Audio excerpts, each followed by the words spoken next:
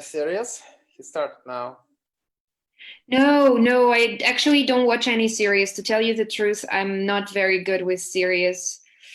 I hope I'm quite a serious person, but I'm not very good with series. I'm not a big fan of series. I'd rather prefer films.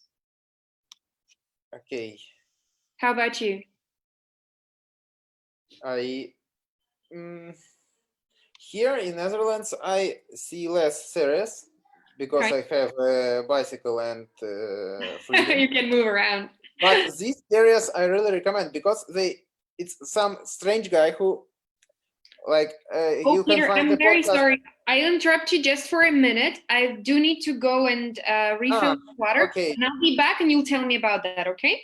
No problem. Just 2 minutes. Thank you. And I think we have said everything. It's working and it's all right. So I should be back. Igor should be back. And we'll begin our conversation about the films or whatsoever. Okay. Okay. Cool. Right.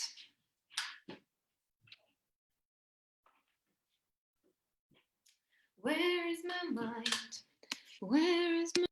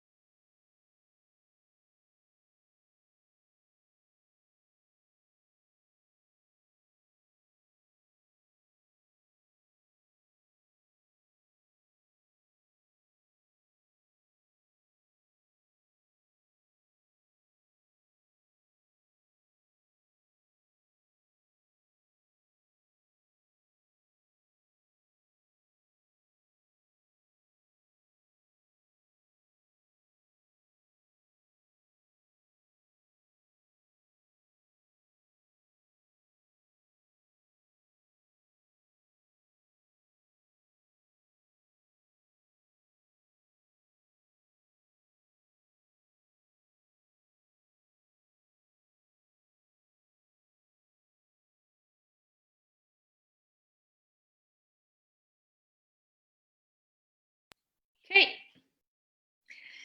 So I'm back with my water, with a little higher energy level and with a vest. With a vest on. Okay. So guys, how's it going, Peter? You look very serious. On what масштаб you like it's going Scale. on years, or because in our last event we our friend from Norwegia, Sitsever, said in night before our process in with switch scenario, said that like ancient forests restored if they damaged for 6,000 years. So we choose this horizon of our planning, but really, yeah, it's and we can tell about these scenarios, but really here I meditate a lot and walk behind the trees and dunes, and I understand that I don't want to, I want to live in the situation when there are no future and no past, because our fears come from the future, and our fears about that what we are doing comes from the past. And if there are no past and no future, there are only the now. Now is inside my chest here from 5 centimeters. I feel it in my breathing. And so I trying to merge these two approaches from 6,000 years of ancient forests restoration and this now and here inside my chest. I think this was a beautiful prologue, Peter, but because everyone who is going to be watching the video and everyone who is with us online in the now, in the present moment, those people don't know you, don't know Igor, maybe they even don't know me. So let's do a super quick round of intros just to tell who we are, why we're here, what we're going to be discussing, maybe how people can get in touch with us. Would that be okay? Okay, well, some introduction, yeah? Yeah, I'll do that, don't worry, yeah. Okay. Igor, do you hear us well? Are you with us?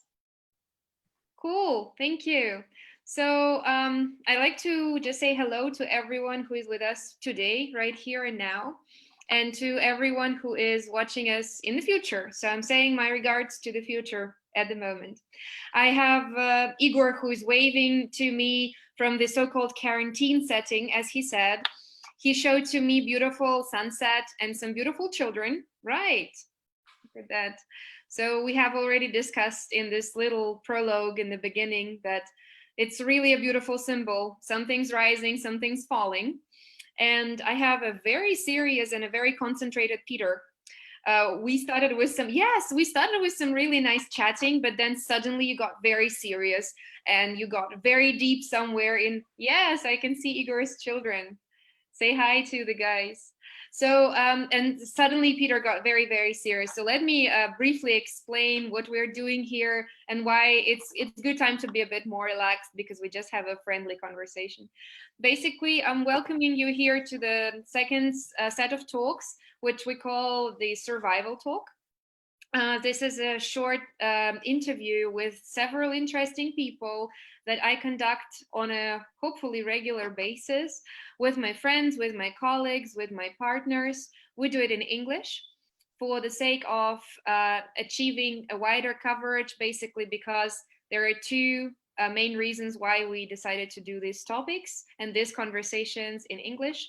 First, because we had the understanding that we discuss lots of things with each other in very high quality talks in person, when we have private Zooms, when we have just private chats and talks. And it's good to make them public, because quality, proper conversation with deep touching topic is something that we quite often miss in the world of quite superficial conversations. And the second thing is I've got a big number of international friends who are also interested in the situation, how it is going in Russia and somewhere else, because Peter is with us from the Netherlands at the moment.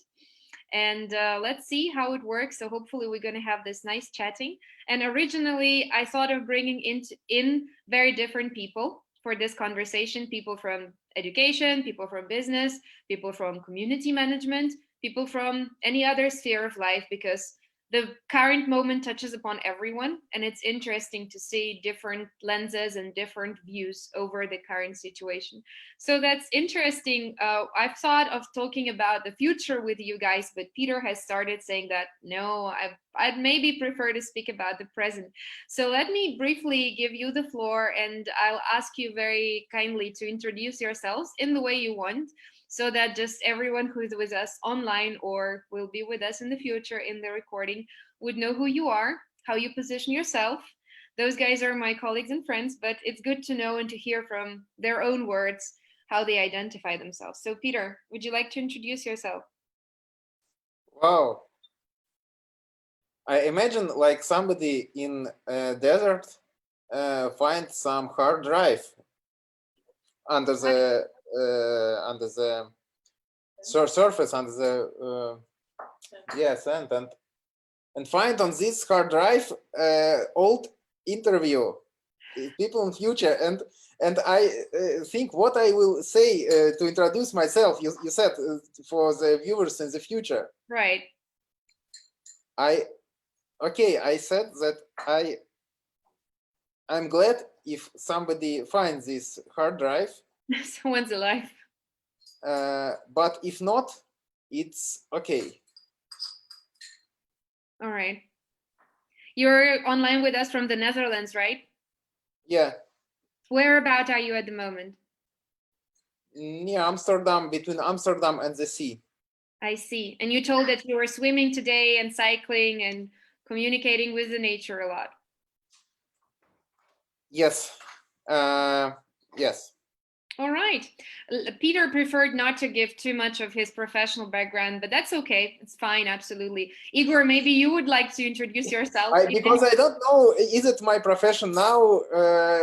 What I can tell about my profession to the guy in the dust?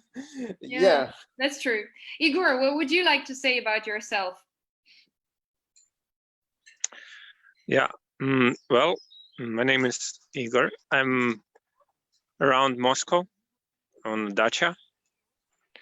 I'm a like teacher on vacation. I'm PhD in social philosophy, and my thesis was on radical criticism of civilization. So I studied Taoists, cynics, Tolstoy, Rousseau, Gandhi, and other guys who were thinking a lot. And I'm involved in environmental movements, Russian eco-villages movement, and write some articles, both about future and the past. And as you said, here is a nice sunset now and here. Thank you very much, Igor.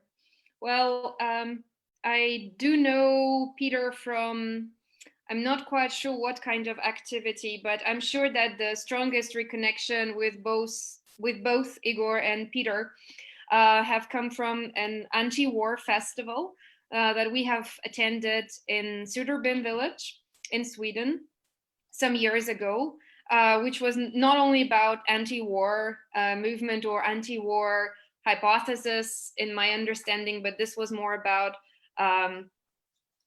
research on different communities, on different future scenarios, and on different reconnections with nature. So today I would really love to start with maybe the notion of your work that you have done before the events that are enrolling right in front of us. We have really connected in several issues about the future scenarios, as far as I remember. So maybe, Igor, can I kindly ask you, you talked about your philosophy interests, about your work with different thinkers. Maybe you can very briefly describe your work that you have conducted with your friends and colleagues on the different scenarios of the future, if that's okay for you.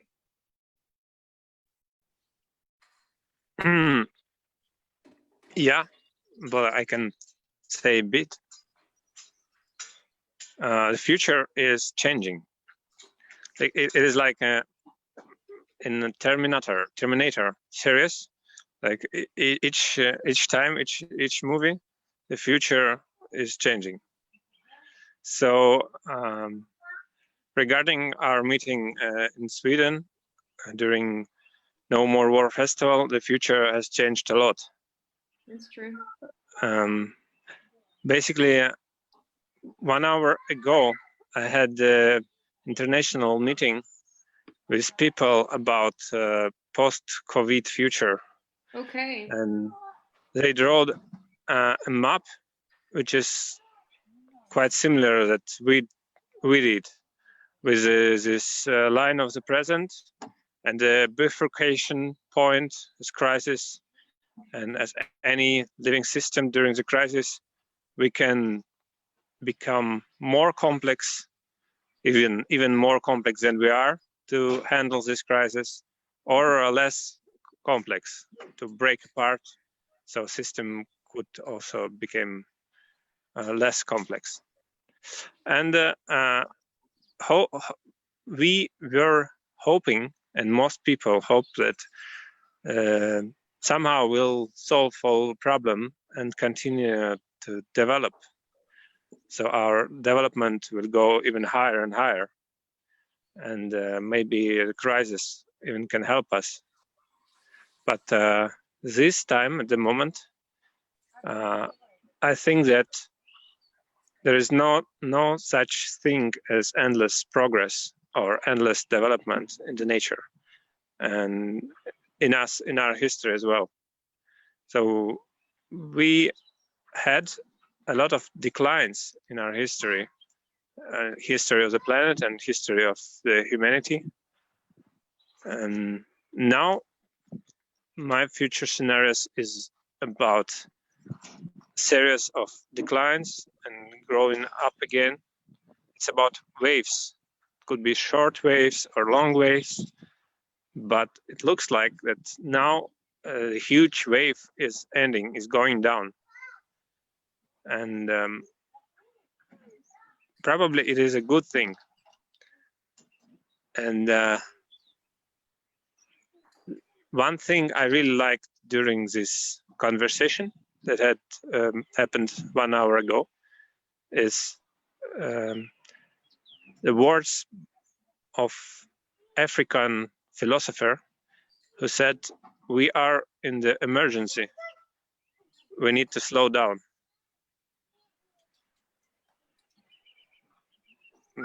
That's it.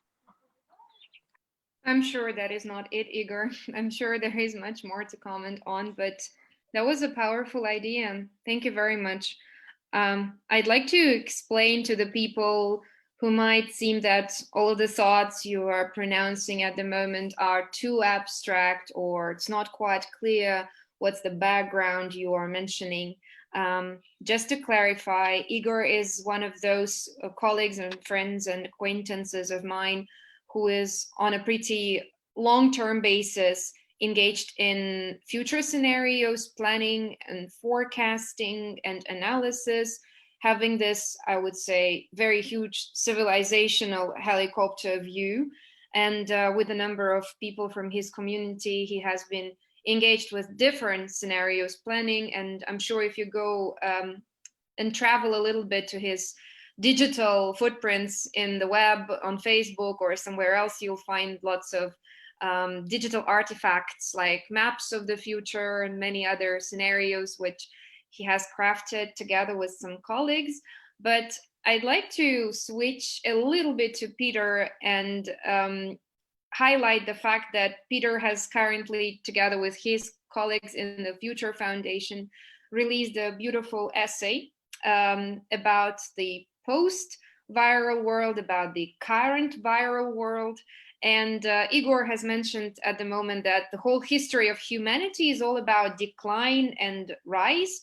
It's all about falls and different types of emergencies, let's call it this way. Peter, the author of the essay, Charles, was not quite sure what kind of criteria we use for ups and downs, what kind of criteria we can use for decline and emergencies. So Peter, do you think that there are some criteria that you can adequately pose as the criteria for rise and fall, for something declining and something emerging for the humanity? What do you think about that?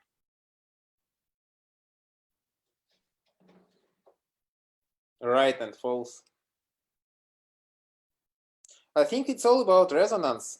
The most insight after the future scenarios process about Igor said now is these waves.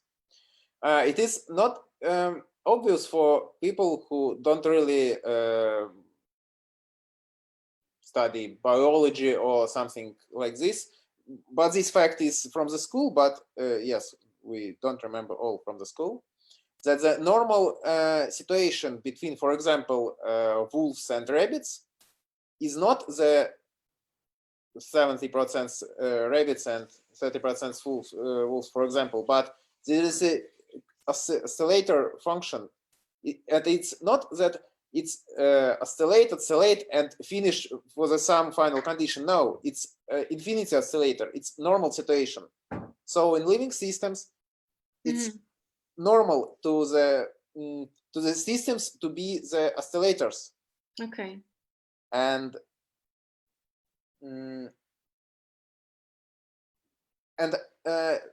because yeah, I have some experience in these future scenarios too before. For example, yeah, you remember our processes, future scenarios on No More War, and a lot of our colleagues maybe know, and you definitely know Pavel Luksha and Ivan Ninenko, who starting to work with this fork of scenarios, basics of, yeah, and in this time, maybe in why, because it's so important point in our history, I don't know, I realize this, we realize, and I now speak about my feelings, this nature of oscillations of these scenarios, and so work with these cultural attractors, and not only cultural, but attractors in our history.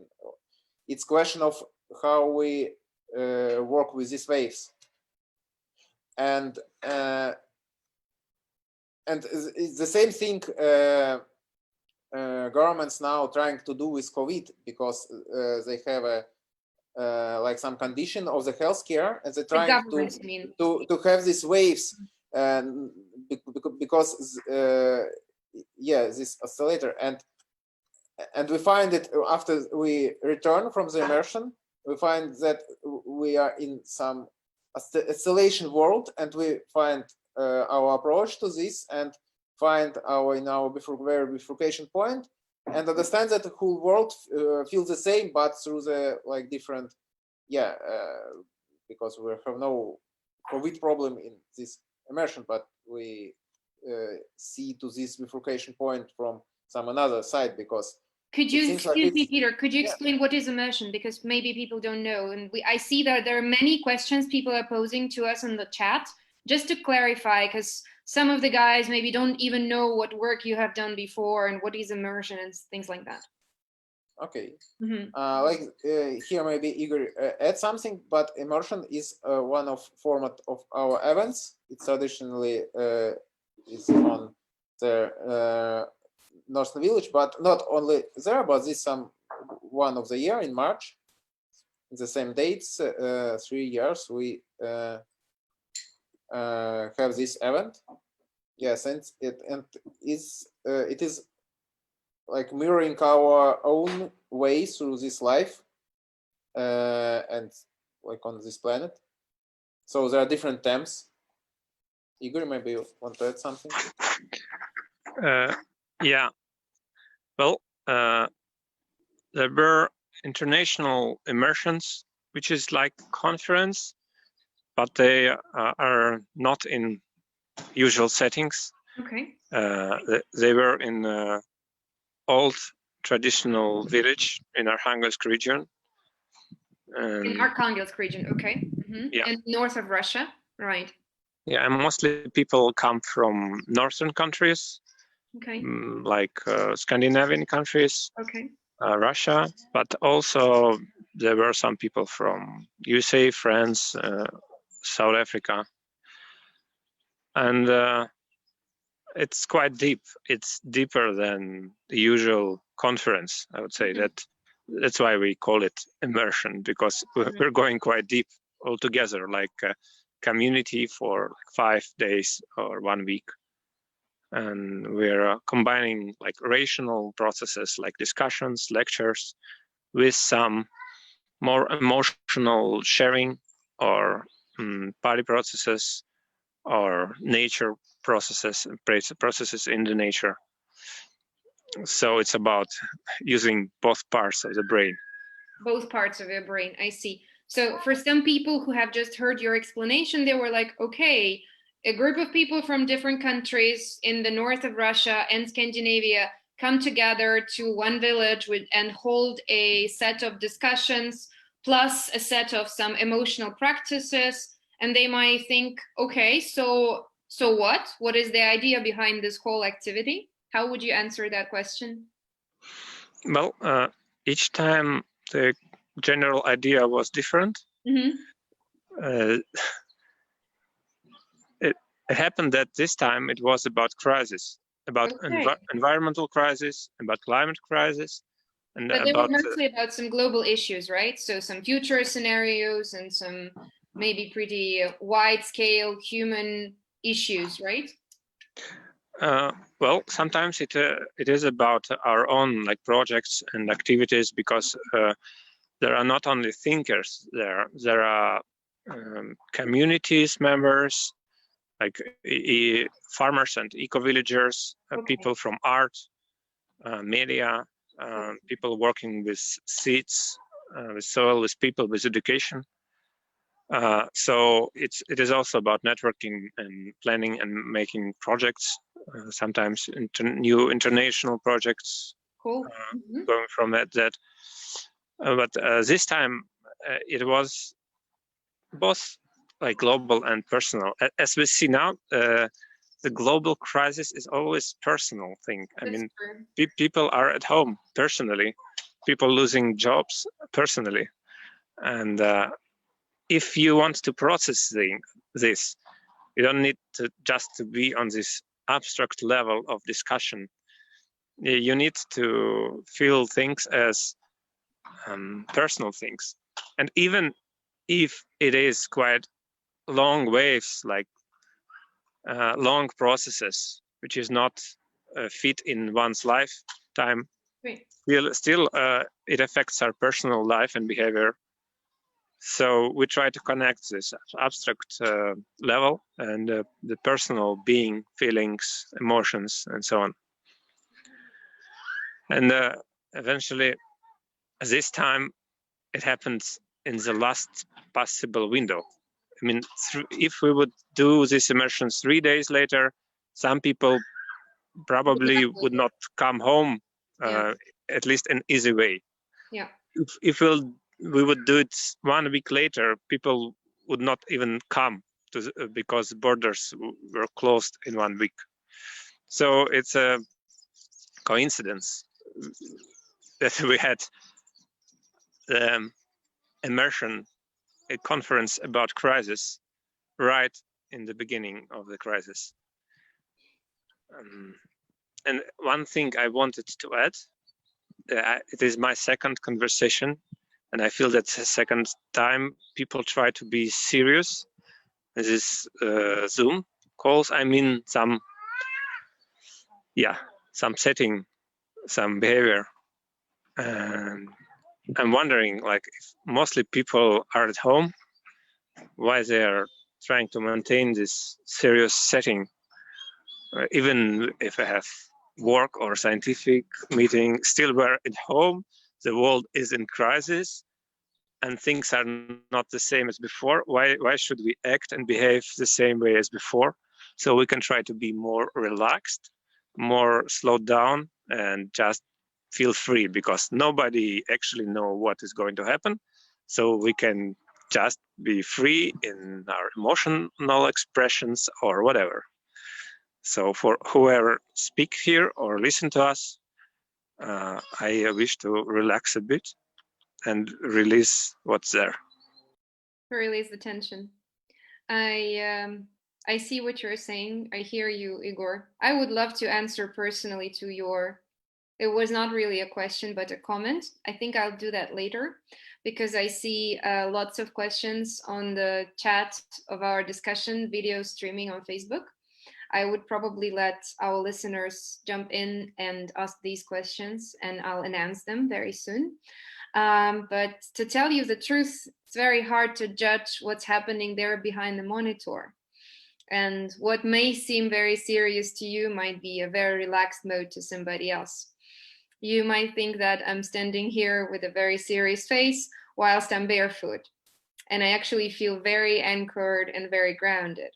But that's a personal example anyways. But thank you for this comment.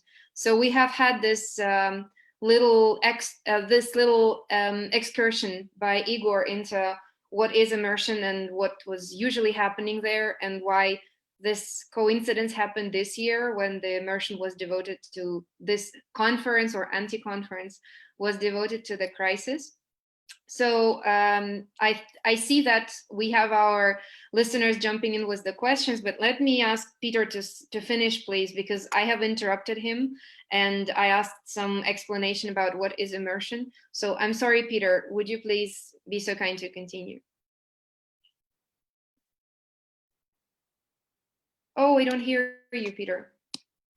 Yes, I can continue, but remember, please, I forget about what I speak. You forgot about what you said. Yes. What I should continue. Right. I ready to continue anything. I see. Because you're relaxed. Absolutely. That's nice. Like I can take some personal advices about relaxation, but not in official. Yeah. I see. So I was basically asking about the criteria that we pose as a humanity to ourselves, because Igor was saying we are going through rise and fall, we are going through ups and downs, we are getting more complex or less complex, and I'm not going deeply into how complex we are getting or how less complex we're getting. I'm at the moment interested in your opinion, asking you, how do we actually know what is the criteria? How do we understand that we become more complex as a system, as an ecosystem?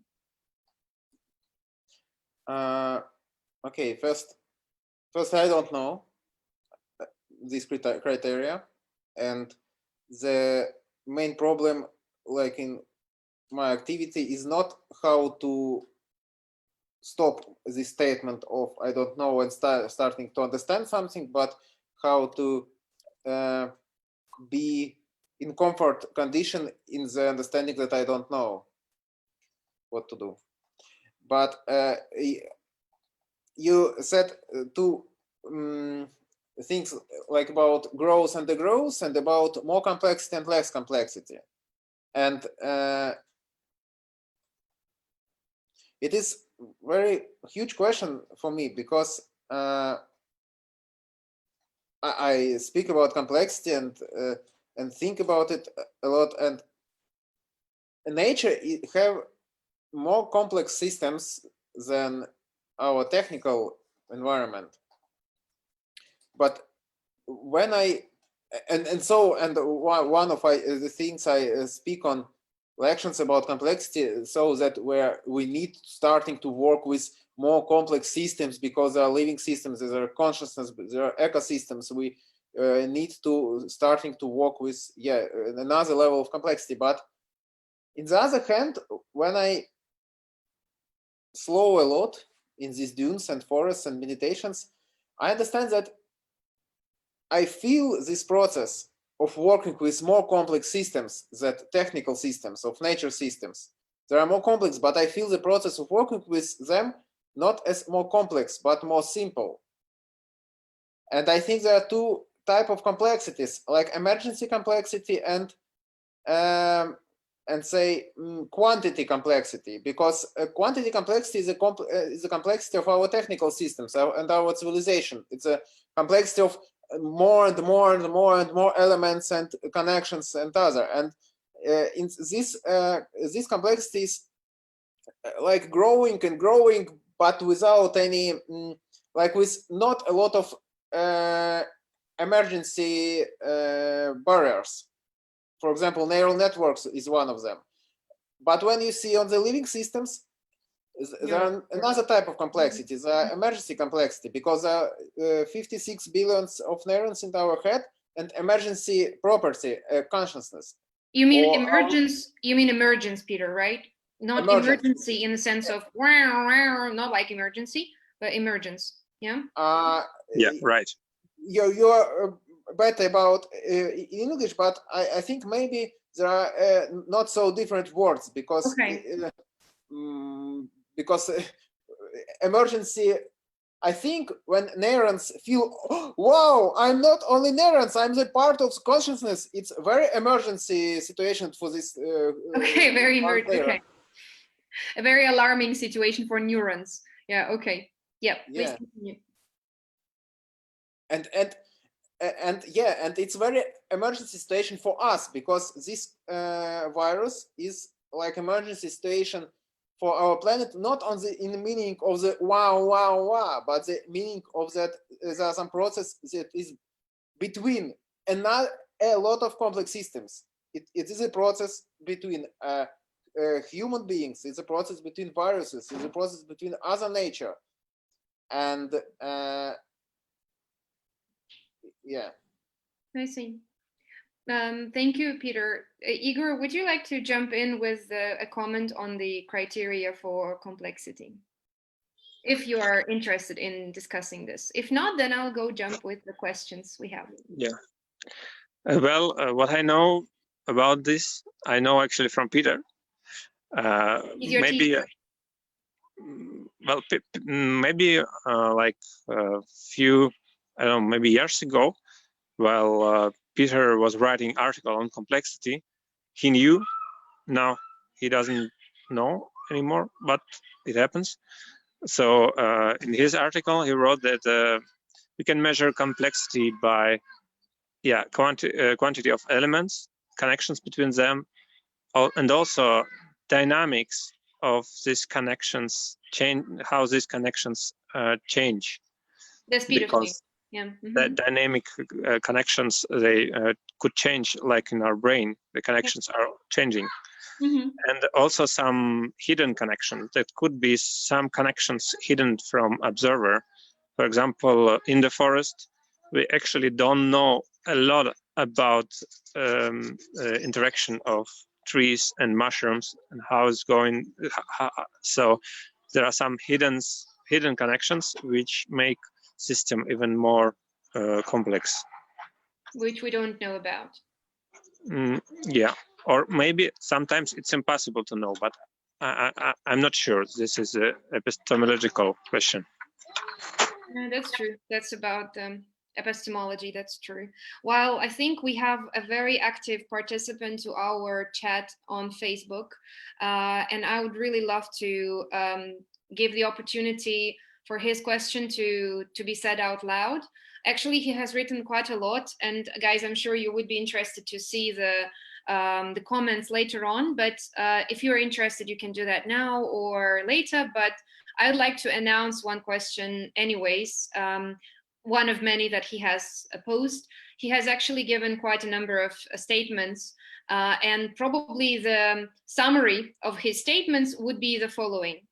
He's asking, what is better in your opinion, to prevent ecological crisis and die, or to stay alive and see ecological crisis by your own eyes or in your own eyes? That's the, let's put it a summary as a question.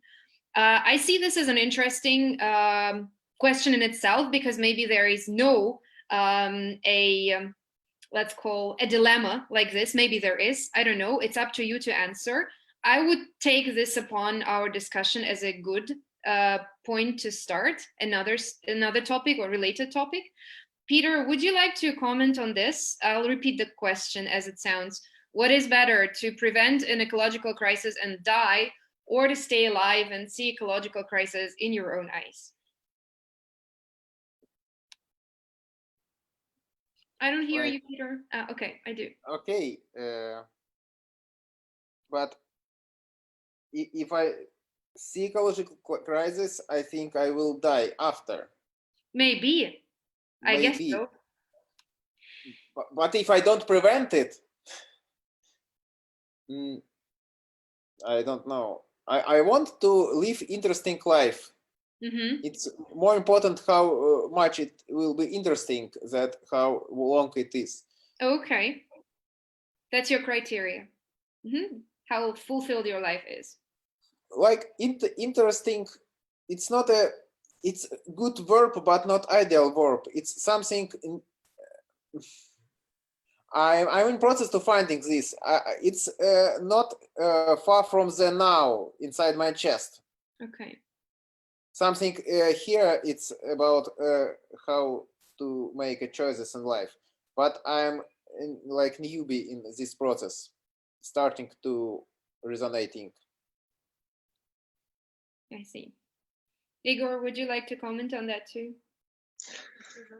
Well, this question sounds quite abstract. I feel like a lack of the context. I mean, is it like I should, like, I'll explain that difficulties for me to answer this question is that I am already alive and seeing the ecological crisis by my own eyes. Like the 6 mass destruction of species on this planet is going on. It's already here, and it's not meteorite this time. It's we, humanity, and the climate. Combination of different factors, including humanity, right? Well, I would say that humanity this time is a causing actually factor. Is the reason, is the factor, right? Yeah. Okay. And also this climate change and problems of landscape degradation. Like there is a forest, I see it my own eyes as well, but also I know that there are a lot of territories on the planet which is devastated already, and people are suffering there because of environmental problems, lack of water, air, and food, and it's all interconnected. So I'm seeing the ecological crisis already. But yeah, if I would receive this question as an abstract thing, that I would say that that is not the end. So I'm not in a linear thinking that our lives are something which is just finite as a race, and it's like, so it's not about living forever. It's cycles and waves we're part of. We're part of networks. We're part of our families, and like right here, I see my own child, and it's another turn of this cycle. So yes, if I could prevent ecological crisis and die, it will be okay for me, if there is such a possibility. But I'm afraid that my death will not solve the ecological crisis problem. And if I will have to see I would say the next phase of the ecological crisis by my own eyes. Nowadays, I also feel okay with this. Like, it was a hard time for me to accept this possibility, to start to think about this as a possible or even maybe inevitable. But now I can live with it.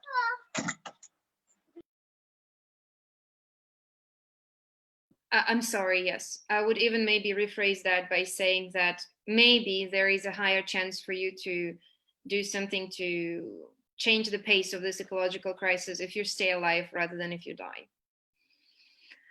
Probably. I'd like to ask you one question, whilst I see still questions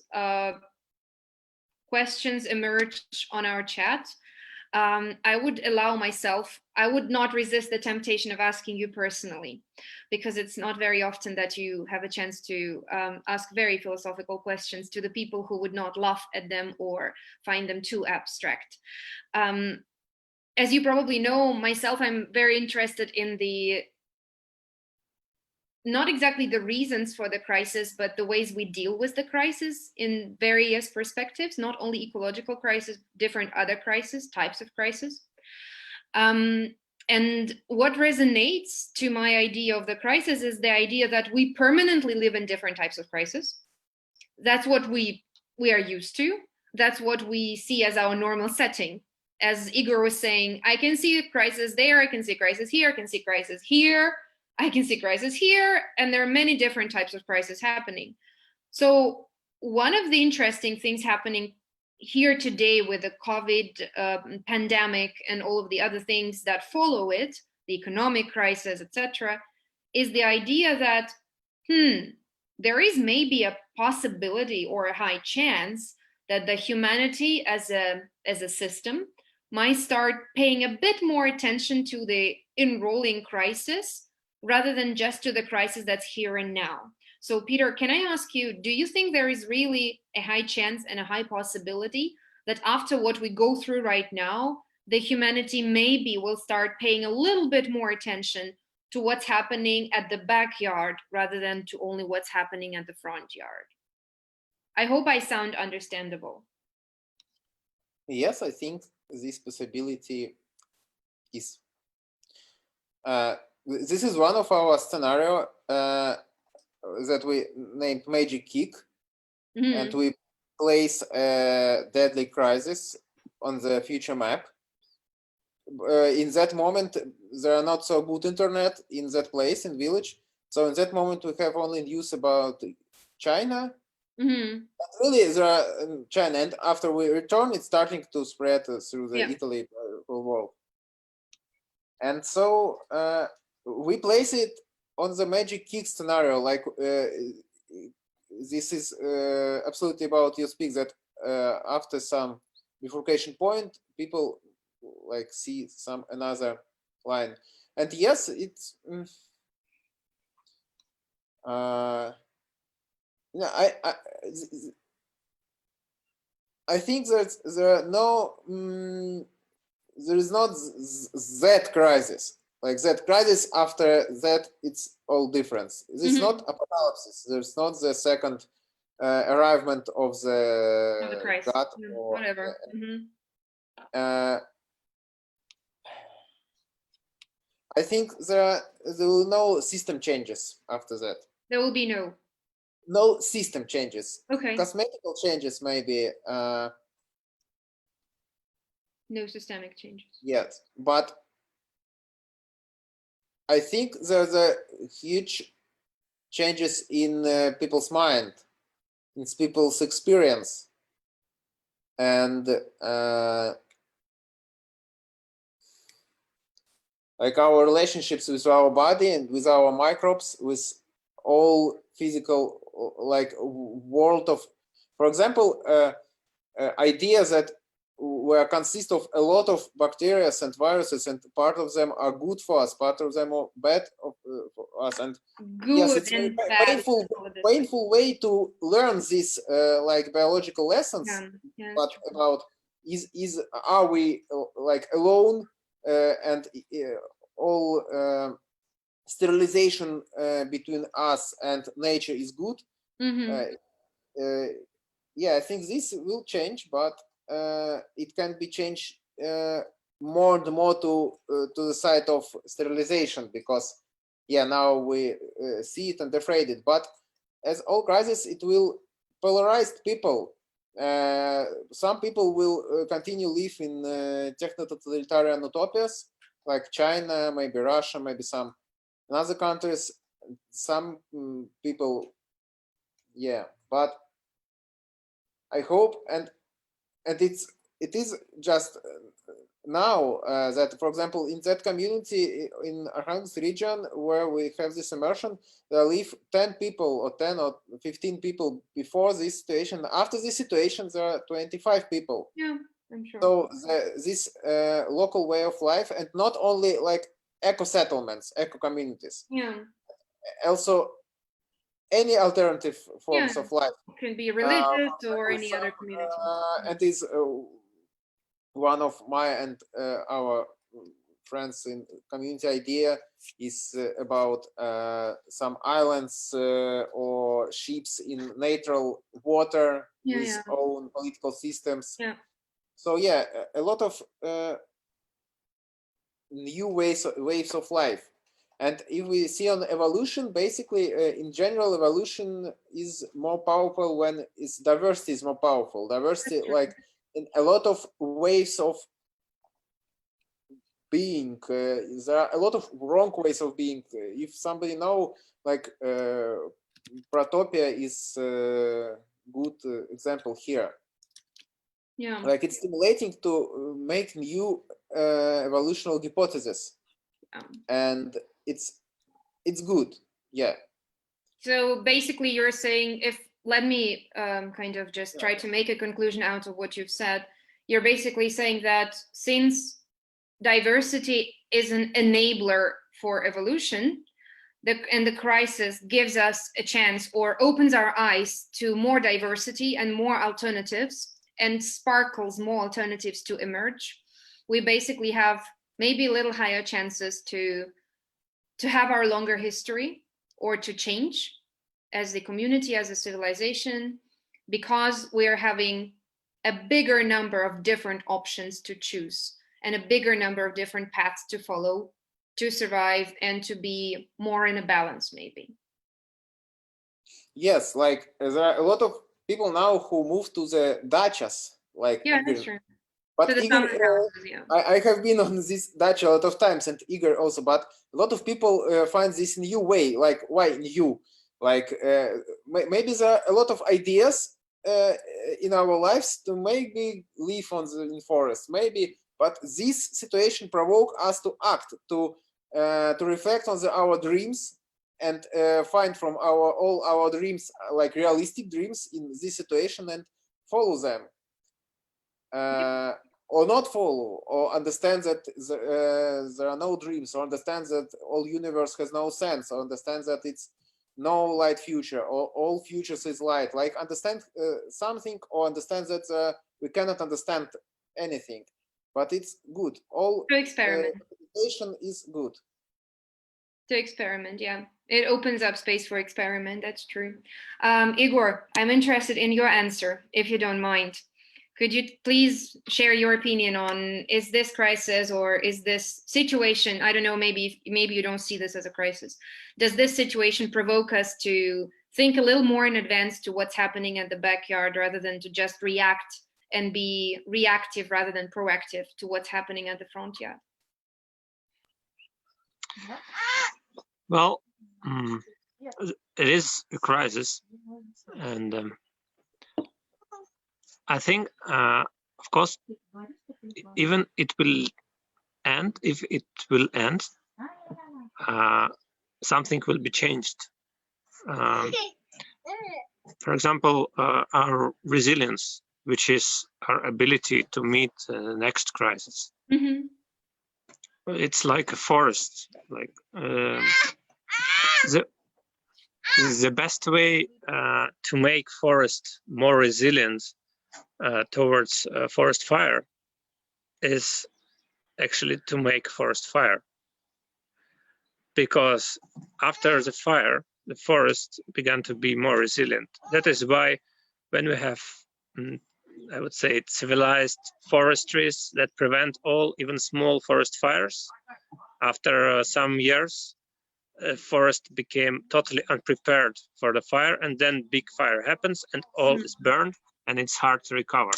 So little cry, like it's neat, like Nietzsche said, yeah, if it's not killing me, it makes me stronger. Mm-hmm. So yes, I hope that resilience of our societies will grow, and maybe it's already growing. And as I see, as Peter said, people are moving to dachas, starting to grow food, think a lot about their food resilience, about the products, how they can get food and water if things will go bad. So it's definitely preparing us to survive, and it is a good thing. But also I'm afraid that this crisis yet, at least, is not so serious to change our mindsets, because we're still living in the paradigm of endless growth and development. We want more and more, we want higher and higher, we want to become smarter and smarter, so we still imagine our future as some bright, high-tech, new, where like everything is growing more and more. But as I said in the beginning, there is not such thing that as endless development, and it could be like strange for people who were hearing this story of endless progress from the childhood. So it needs some time to be with this idea. But if this transformation inside the person happened, then you realize that actually it's okay. So we have rises and falls, and we have some development and we have some decline, and the key to survival, and I would say to happiness, is not to rise an endless development. It's to have balance and to do the right things in the right time. If it's time of declining, we shouldn't think about more development. We should think about slowing down and going to this decline with our consciousness, and with some happiness inside, maybe even if it's possible, but at least without fear, because fear makes person less able to act in a different ways. As Peter said, there is a one reaction when people start to open themselves to do new things because of the crisis, and there is another reaction when people are closing because they're afraid, and they are afraid of all new things, and they don't know what to do, so they prefer to do nothing or to do old ways just because it makes them calm. So I'm afraid that nowadays we are not ready to leave our paradigm of endless progress, and it will cause a lot of troubles for us. So without a new mindset, the future seems to me quite messy. But on the other hand, as I said, we need serious crisis to change our mindset. So if we'll have messy future, this will help us to change. It could be painful, but it depends.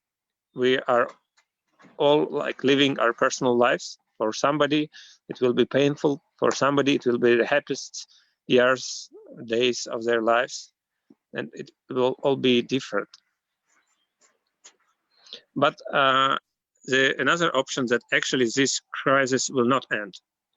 I mean, not end because it will cause economical collapse because of this oil price and all different things. There is also possibilities that we will not manage to hold our global economy, and that means that one crisis will cause another crisis, and it also it's usual thing. Am I speaking too much? Can I have one more example? Go ahead. I will interrupt you if I feel like we're losing track of thought or something.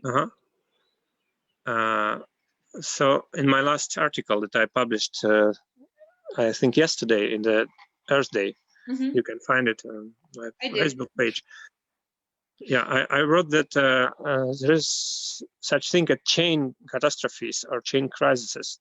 For example, Fukushima accident with nuclear plant, actually, it was quite stable. It worked well.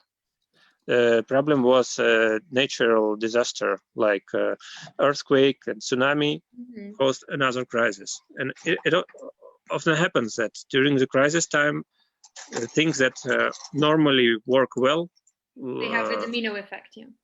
Yeah. And what I'm thinking a lot in this article as well is that our current crisis, if it will cause economical crisis, if it will cause political crisis and war or something, and if the situation will be unstable, like this year, next years, or maybe like in 10, 15 years because of climate and environmental change, then we have a planet full of nuclear weapons, nuclear plants, and all deadly things that are quite safe, I would say, while they're in proper conditions. But if the economy falls or it's a war or something, they can cause incredible damage to living systems, including us and others. So I think that our future is unpredictable, but also if we use this, I would say, last more or less stable years of our existence or of existence of our economy, I don't know how many years, but still we should use it to prepare to the next phase of the crisis, like to somehow solve the problem of nuclear plants and weapons that are not in safe conditions now.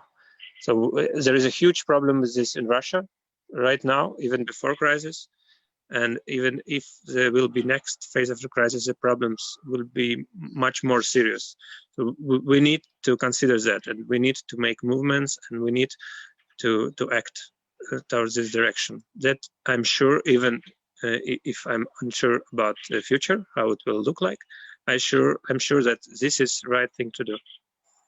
I would love to ask you more about your attitude towards different existing movements. And I would love to ask you more about, for example, the International Extinction Rebellion. I'd like to ask you about many other things, but I'll just make a couple of comments before we'll move on to our next question. Maybe this will be the last question. I don't know. How do you guys feel, Peter? Do you feel okay to still keep the conversation for 15 to 20 minutes? Yeah, okay. Cool. Igor, how are you? Yeah, I'm fine. Fine, good. Okay. So I'd like to make one little personal comment. Since I'm not just a moderator or an interviewer here, I do find myself to be in the midst of the discussion.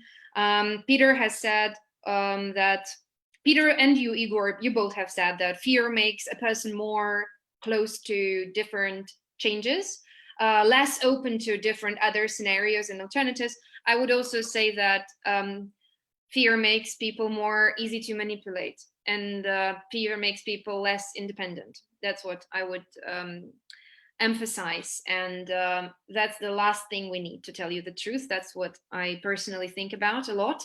Anyways, thinking about this infinite growth and limitless desires and consumption of a human being, I'd like to share just one personal story with you, and maybe for anyone who watches us online or for anyone who watches us later, that would be an interesting issue. As many of my friends and acquaintances know, I am pretty interested in ecological issues, not in a sense that I'm interested in, I don't know, biological perspectives, but I'm rather interested in our attitude towards everything that surrounds us.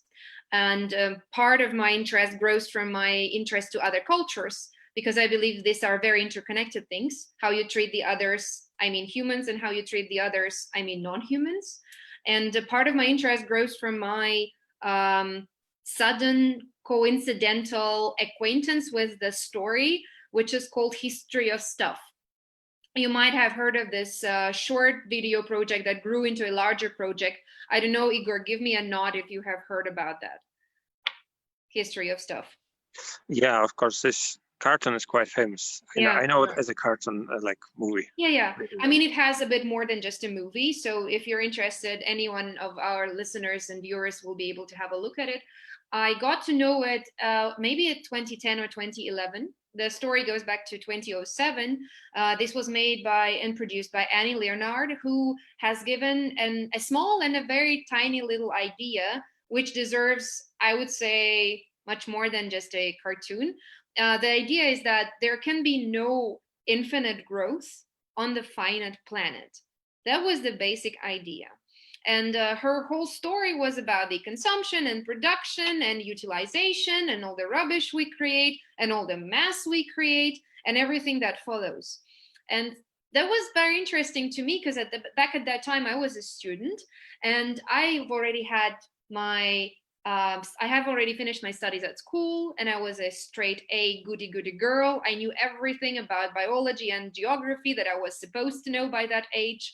I was a straight A student in the university and I was like, sure, I know how it works, the economic cycle and everything, but this very tiny little idea, and I'd like to just, I don't know, emphasize what Igor was saying about the shift in your thinking. This very tiny idea really struck me. It was like, hell yeah, we do live in the planet and we kind of think we know a lot about how it functions, both biologically, geographically, and economy-wise, but we really never come across this very simple and very logical conclusion that, holy cows, we do live in the finite planet and we're trying to build a linear, infinite system on it. And this was what really shifted my mind towards at least a start of the ecological thinking. Back at that time, I was like, okay, how much rubbish do I produce? What do I cause and what do I create in my own life?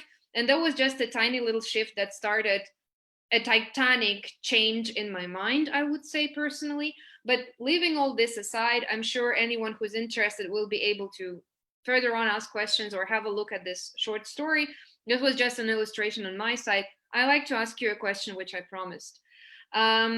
We were saying, and this brings us back to what Igor was saying about the beautiful future, and Peter was saying as well, we see lots of fantasies of the humanity where the future is all in glass and silver and it's beautiful and shining and it's very technocratic and it's full of robots and it's very automated and stuff.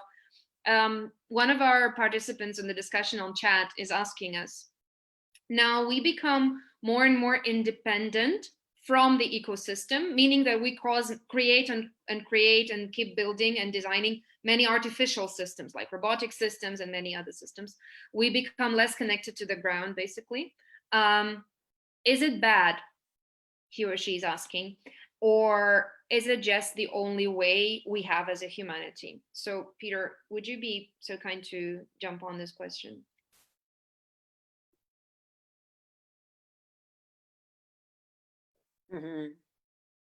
I don't know, because all your questions is like ethical, that seems not ethical, but not your questions, but questions from chat. Yeah.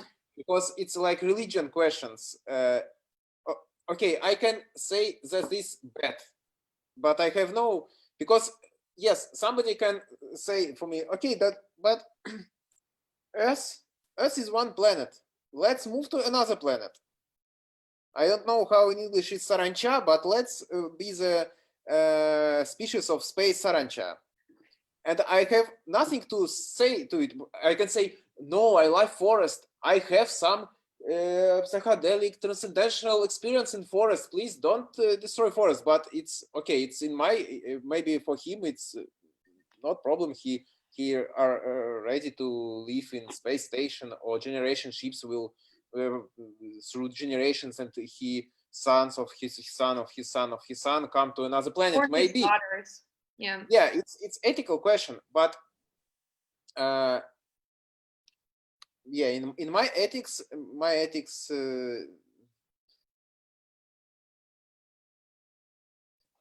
it's something about body.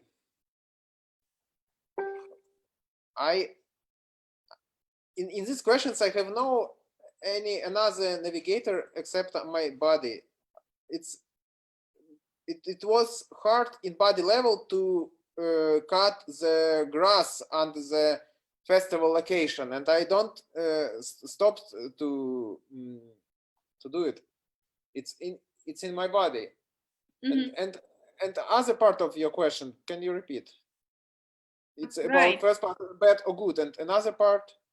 Is it just the only way for us to keep creating artificial systems? I thought about it just today when I find a sand in my hair, because today I lie on the sand in desert, and there are some huge processes here with sand. Our bicycle roads are polluted by water in some places, and in some other places are polluted by sand.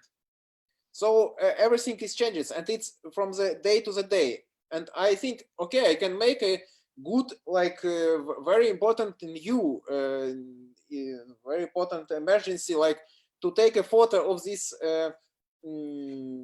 road and sand. Okay, this is a process of desert coming, global climate change. See, from day to day there are more sand, but really I understand that I don't know, is it these processes of oscillation of water and dunes are normal for this place, and what is normal? And if it is normal to lion, or I don't know, puma to eat rabbit, is it normal for me as a human being to build a huge facility that kill a lot of fish in the sea? My body, something inside me said that no, it's not normal. But it's another question about that criteria. When criteria of borders of our subjectivity, of our free will.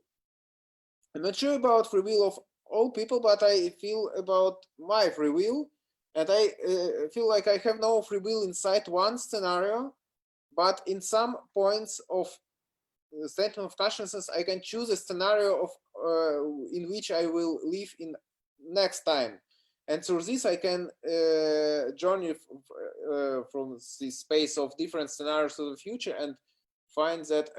And I cannot choose this rationally. I can choose this through my body on unconsciousness. Maybe it's something like this in level of whole planet. I don't know. Peter, I think that's perfectly okay to be answering those, ethical questions. And to tell you the truth, and here I would join Igor's opinion and Igor's perception. We are having too many serious talks of the economic crisis, business methods, and the ways to optimize your marginal capacity, whilst we're not really asking each other too many ethical questions. And I find this space for my own discussions with my friends and colleagues, and I find it perfectly normal to be answering from your own ethical perspective. Other than, yes, of course. Other than from your own ethical perspective, how else can you answer? So thank you for sharing. Igor, would you like to jump in here as well and share your perspective on that? Yeah, I want to say that from my perspective, Peter's speech is a perfect example of the speech of a mad person. And Peter is a great representative of the current mankind, at least civilized mankind. Part of it, yeah.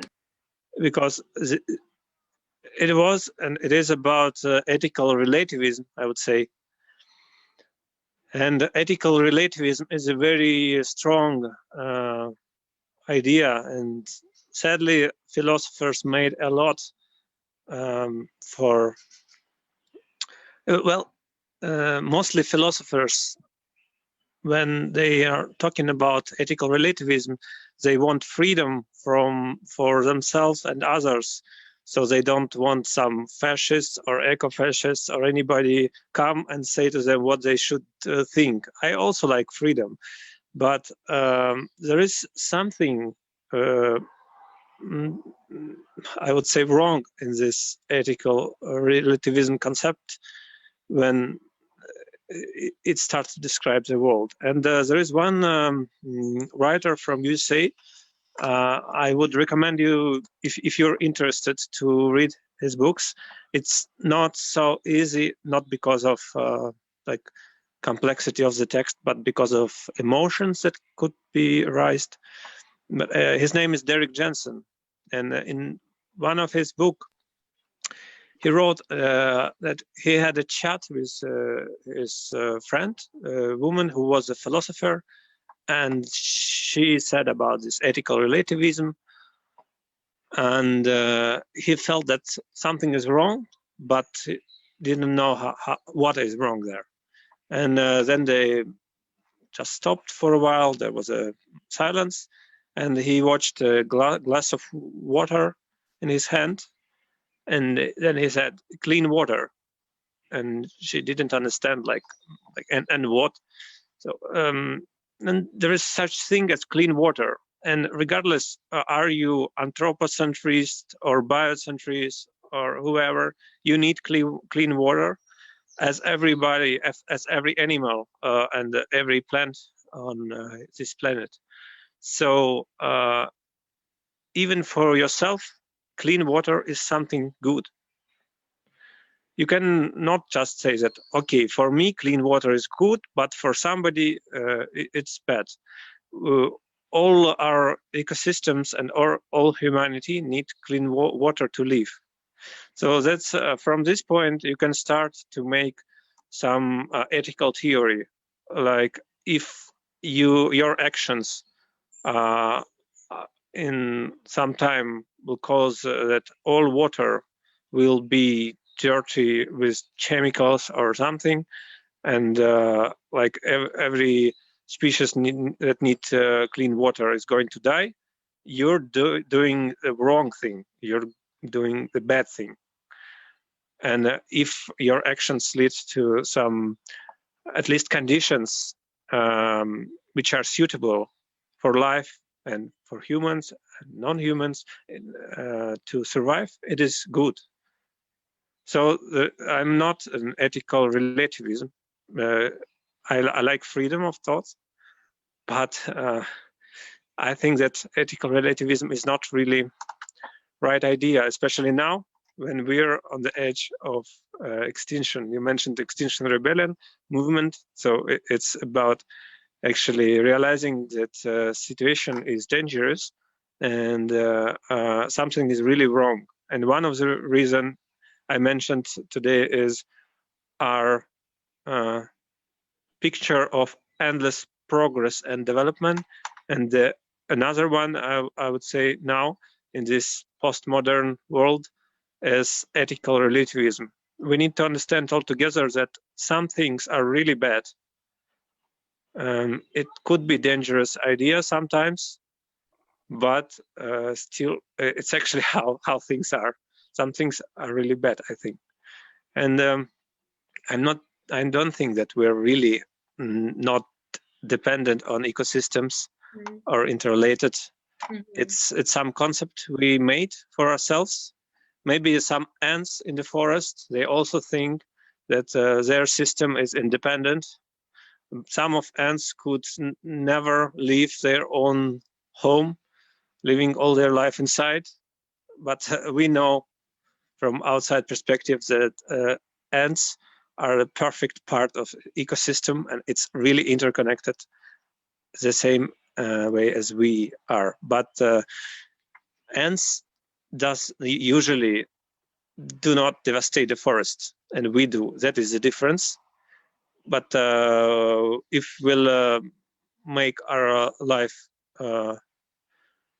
if we'll change our lives and our way of life, lifestyles, and whole our society, we can be humans still with our culture and all things we love, and still we can live without devastating the forest and us, because actually the forest is more resilient than humanity right now, at least. The interesting thing here is that what you've said just now, so we still can have what we love and still have our culture. Maybe the critical point here is that many of us do love extinction, and many of us do love the feeling of the victory over something external. And maybe many of us do love this feeling of devastation. So I'll not jump into this myself too, because I know that's a dangerous path. We'll never end here if we go there too deep. Though I would love to maybe pose a tiny little question here. And I would kindly ask you to limit your answer, if you don't mind, by, I don't know, maybe 2 minutes or so, because I would love to slowly move to the end.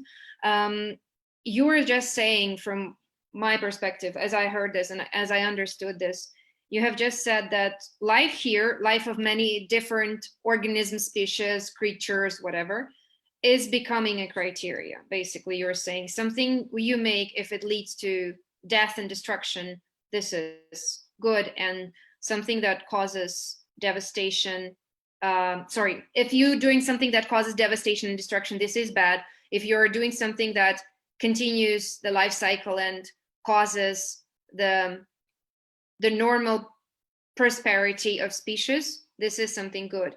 And you are saying that ants, they would not destroy the forest, being an integral part of it. Though from what I understand, maybe I'm wrong, and you'll here correct me definitely, the ants could probably and potentially destroy the forest, but they do have certain limitations on behalf of the forest. So basically every human, or sorry, every creature, every body, every, I would say, type of animal or any other living being would have its own cycle, as Peter has explained to us in the beginning of the conversation. And once it hits a certain limit, then there would be a predator or any other type of limit imposed by the external system. And that is how the ants do not proliferate so much just to destroy the forest till the end, because there is something controlling their pace of dissemination. Would you comment on that? Do you think that the humanity also needs some external limit as any other type of biological type, as any other type of biological creature? Yes, and this is happening right now. COVID, it can be seems like this predator. As a limitation over our proliferation. Yes, it's over our appetites. Act really like if you see like Discovery, when some tiger run for the antelopes, and he can reach only because the a lot of millions years of evolution, and the maximum speed of tiger, or maybe not tiger, but like lion maybe, okay, and this antelopes is like rather the same, and the weakest participants of the community, like the more old or the ill with some diseases, cannot speak, have the same yeah.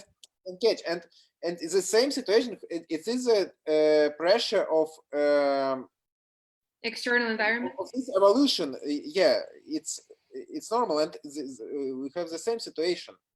Okay, Igor, do you see that in the same perspective? Well, yes, and it's well, there is nothing new in this idea. I mean, it was 1972 when Rome Club of Rome made a paper on limits of growth. So there is limits. So we can choose to recognize them or not to recognize them. We can say that there are no limits, but it depends on our worldview. But I believe in some like reality which is external from my own mind, and this reality definitely has some limits for us. It's interesting. Yeah, so we the main shift we need to make is to understand that we are not masters or managers of this system. We are participants here, of the community which lives for millions of years. We're part of it, and we're not controlling.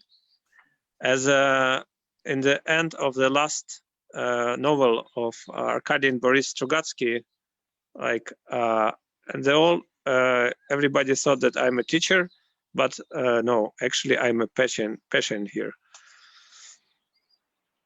It's interesting that you're saying we can either recognize these limits or try to break them and move forward and get the hit over our head with a huge frying pan from the side of the nature. But from what I remember, I could be wrong. It actually would be super interesting to double check.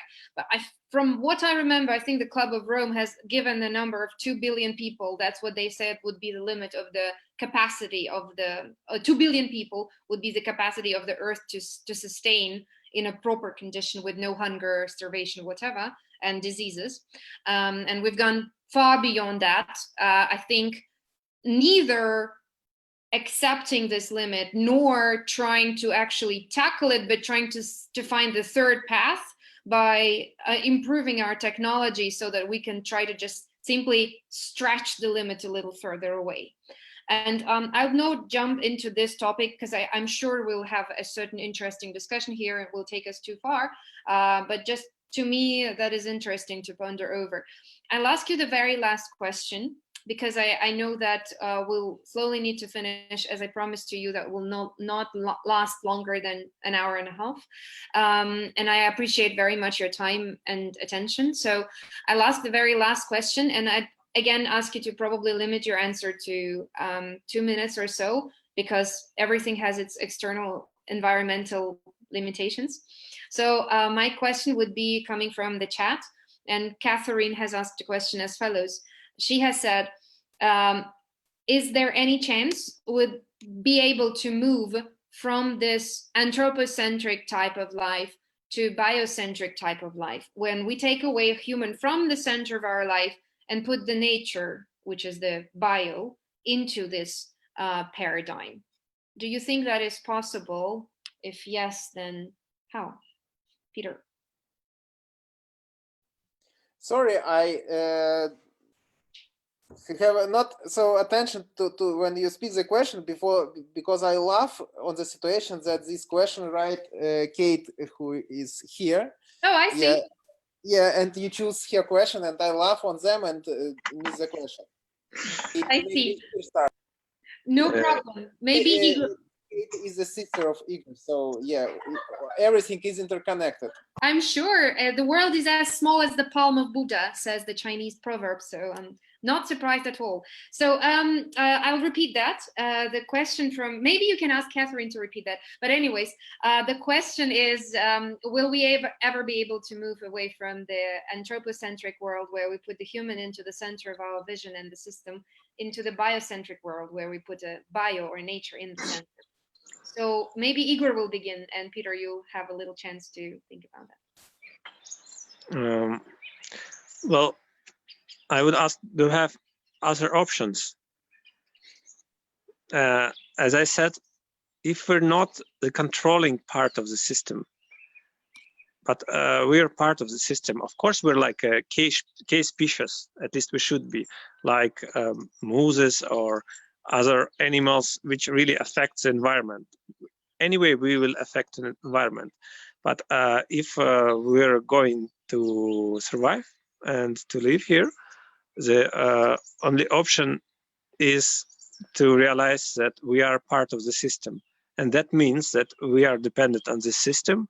And if this system, if we call this system nature, or that means that nature is a central thing for our survival. And that means ethical and biocentric paradigm shift. And I think that we're going right there. The question is, will we manage to like follow this path? And will it be too hard for us or not? And it depends on our actions. Anyway, we are going there. And are the crises which are the crisis which is here, the crises which are ahead, are moving us towards this biocentric direction. Right, this is an inevitable direction. Okay, Peter, do you think Catherine needs to hear your answer online, or she'll be able to hear your answer right there? Okay, I will have an economy of our time because, okay, I agree with Igor, okay, of course, and with Kate. So yes, Gaia will show us. The Gaia, I see. So the Mother Earth, that's true. We have just recently celebrated the Day of Mother Earth, right? Okay, so guys, I think we'll slowly wrap it up. And let me do it in the following way. I deeply appreciate your time and the fact that you agreed to have this little conversation with me and with our colleagues who have watched us, and I'm sure who will find the hard drive with our video in the future. Peter, I'll do my best to make sure it happens. I hope it will not happen somewhere in the sense of the deserted nature, but hopefully this will be flourishing, maybe not with glass and silver, but flourishing in a more natural way. I will just make a little wish on my side to our viewers and listeners, and I would welcome you to make a little wish to them too.